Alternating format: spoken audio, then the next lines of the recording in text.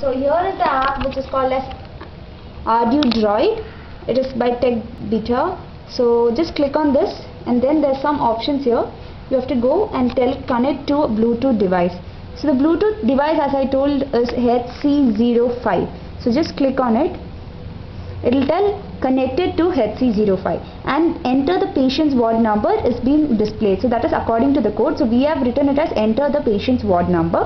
So all we have to do is enter the respective wards. Here we have 4 wards, 1, 2, 3 and 4 wards. So for giving a demo, press any of the wards and just press on the send data. So it is similar to the one that is available on the serial monitor, where it gives a platform for us to enter the thing. It is same as this, just that to make it very portable we are using this app.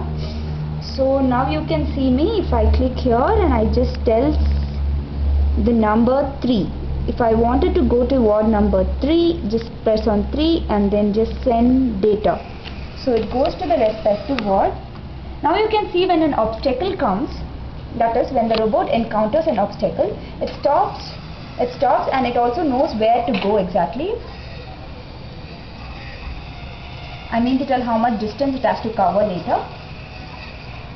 So now it has reached ward 3. It will wait for the patient to take the medicine. It will move the tray and then buzzer. So you just have to put a proper motor which runs for a short period of time, I mean runs very slowly. So after that it goes and stands to its original position.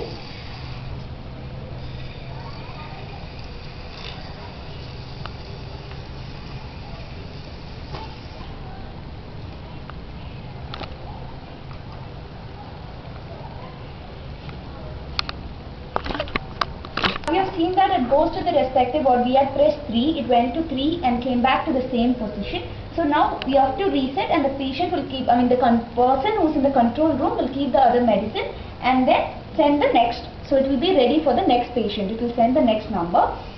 So one of the main advantages which we find today is that since Ebola virus is all over the world today, and those patients should not come in contact with other people because that will lead to infection. So such robots can be relied on for such time, because there won't be any physical contact with the person and chances of infection will be less.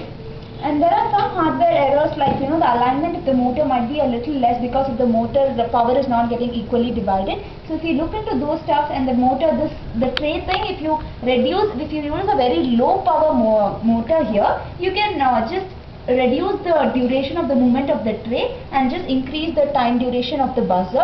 So instead of a buzzer, when you are looking onto the advanced development of this robot, you can come about with something like a voice message, like a person speaking telling the message has been, the medicine has been delivered, you can pick or something like that. And we can also add light signals such that so that people who are deaf can also use this. Is useful for them also. And so that's all to do with the present robot. We will be building on to it. And another thing, what we have done is for a fixed layout. So this thing, there has to be a variable which has to be changed in the code, and it can be customized for any layout at any hospital. We just have to, there's something called count in the variable which is present in the code. So depending on the layout of the hospital, we just have to change the number that is going to the count, and it's going to remain the same. So it is going to be configurable to any of the layouts or to different hospitals.